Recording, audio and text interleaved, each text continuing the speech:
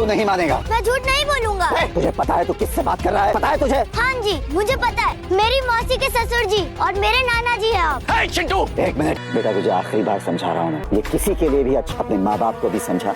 सुखी परिवार है तुम्हारा, सुख शांति से रहो। तुम फ्यूचर जनरेशन हो, अच्छे से अपनी जिंदगी काटो, फ्यूचर ब्राइट है तुम्हारा। झूठ बोलने में कोई प्रॉब्लम नहीं है, बोल सकते हो झूठ, कुछ नहीं होगा। आई बात समझ में? मैं झूठ नहीं बोलूंगा। भोले से भी अपना मुंह मत खोलना, वरना हमेशा के लिए मुंह बंद कर दूंगा। ये भी किसी को मत बताना कि किसने तुझे मारा था। ऑफिसर। जी सर। अरे नहीं सर, इट्स माय ड्यूटी। तीनों के हिरासत में रहना चाहिए आपके। जी सर। ताकि इस केस का हल ना निकल जाए। और तुम लोग अपना मुंह बंद रखना, याद रखना तुम तीनों से बात कर रहा हूँ। I will. हेलो। अरे तुम हो कहाँ? आधा घंटा पहले बोला था कि 5 मिनट में आता हूँ। हाँ, वो जब मैं आ रहा था ना रास्ते में, तो मोहल्ले के वो क्लब वाले लोग मिल गए मुझे। हमने सोचा हम भी खेल लेते हैं उनके साथ। वर्ल्ड कप का फीवर चल रहा है ना, इसीलिए वो देखा तो गोल दाग दिया हमने भी। हाँ। अच्छा लौकर क्या? ओ, लौकर आता हूँ। आता हूँ अभी आता हूँ। हाँ, याद रखना अपना मुंह बंद रखना। ऐसा? जी सर। जब तक ये केस सोल्व ना हो जाए, इनको कस्टडी में रखो। जब तक मैं कहूँ, ये कस्टडी में ही रहना चाहिए। जी। वो तुम तीनों अगर भागने की कोशिश की या मुझे बाहर दिख गए ना। एक मासूम बच्चे को खरीदने की कोशिश, एक गवाह को डराने की साजिश और फिर सबके सामने एक पिता का ऐसा रूप जिसे देखकर बड़े बड़े लोगों की बोलती बंद हो गई। आज परशुराम के एपिसोड में कोर्ट केस से पहले ही माहौल इतना गर्म हो गया कि सच और झूठ की लड़ाई एक नई दिशा में पहुंच गई। एपिसोड की शुरुआत होती है करण कुलकर्णी से, जो सीधा चिंटू के पास पहुंचता है।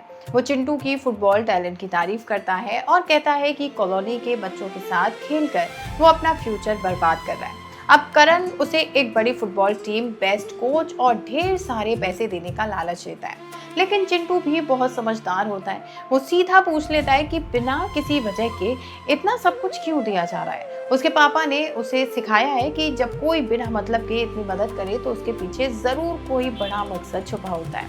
अब चिंटू की बात सुनकर करण तुरंत बात घुमाने की कोशिश करता है। उसी वक्त ओमकार और संकल्प पुलिस स्टेशन पहुंचते हैं। इंस्पेक्टर उनका स्वागत करता है और कहता है कि एक फोन कर देते वो खुद उनके घर आ जाता। तब ओमकार मार्केट में हुई लड़ाई के बारे में पूछता है, लेकिन इंस्पेक्टर उसे आम झगड़ा बताकर टालने की कोशिश करता है। संकल्प उन गुंडों को बुलवाने के लिए कहता है जो उस मार्केट में थे। इंस्पेक्टर तुरंत सेंथिल को उन्हें लाने का ऑर्डर दे देता है। इधर चिंटू के दोस्त करण से पूछते हैं कि वो कौन है। करण खुद को उसका दोस्त बताता है और फिर कॉलोनी के बच्चों का मजाक उड़ाने लगता है। वो कहता है कि चिंटू बहुत टैलेंटेड है और उसका फ्यूचर बहुत ब्राइट हो सकता है, बस उसे एक छोटा सा काम करना है।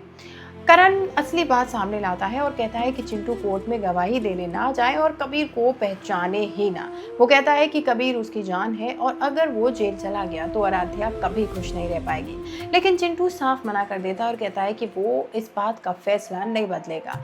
दूसरी तरफ पुलिस स्टेशन में लाए गए गुंडे इंस्पेक्टर को झूठ बोलते हैं कि मार्केट में उनका झगड़ा सिर्फ अपने हक के लिए हुआ था।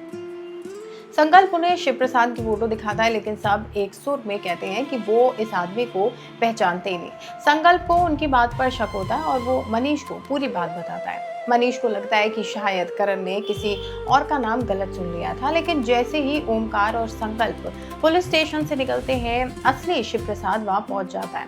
वो गुंडों को खुली धमकी देता है कि अगर किसी ने उसका नाम लिया तो वो उन्हें जिंदा नहीं छोड़ेगा। इतना ही नहीं, वो इंस्पेक्टर का भी शुक्रिया अदा करता है, जिससे साफ हो जाता है कि पुलिस के अंदर भी कोई उसका साथ दे रहा है। उधर मनीष मल्हार को बताता है कि शायद करण गलतफहमी का शिकार हो गया है।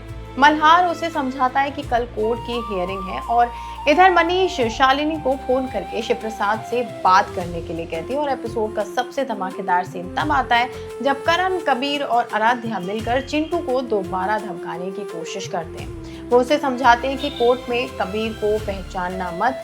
आराध्या भी हाथ जोड़कर उससे रिक्वेस्ट करती है, लेकिन चिंटू फिर भी मना कर देता है। गुस्से में कबीर फुटबॉल चिंटू की तरफ जोर से फेंकता है, लेकिन उससे पहले ही शिव प्रसाद बॉल पकड़ लेता है।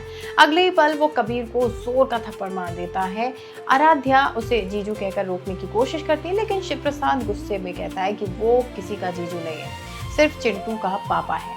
उसके लिए उसका बेटा और उसका परिवार ही सब कुछ है, और जो भी उसके बेटे को हाथ लगाएगा वो उसे कभी माफ नहीं करेगा। फिर वो करण कुलकर्णी का कॉलर पकड़कर खुली धमकी देता है और चिंटू को अपने साथ लेकर वहां से चला जाता है।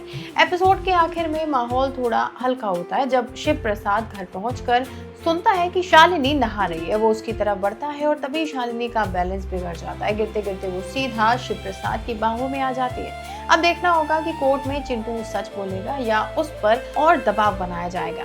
आपको क्या लगता है, कमेंट करके जरूर बताएं। वीडियो पसंद आई हो तो लाइक शेयर करके चैनल को सब्सक्राइब करना बिल्कुल ना भूलें।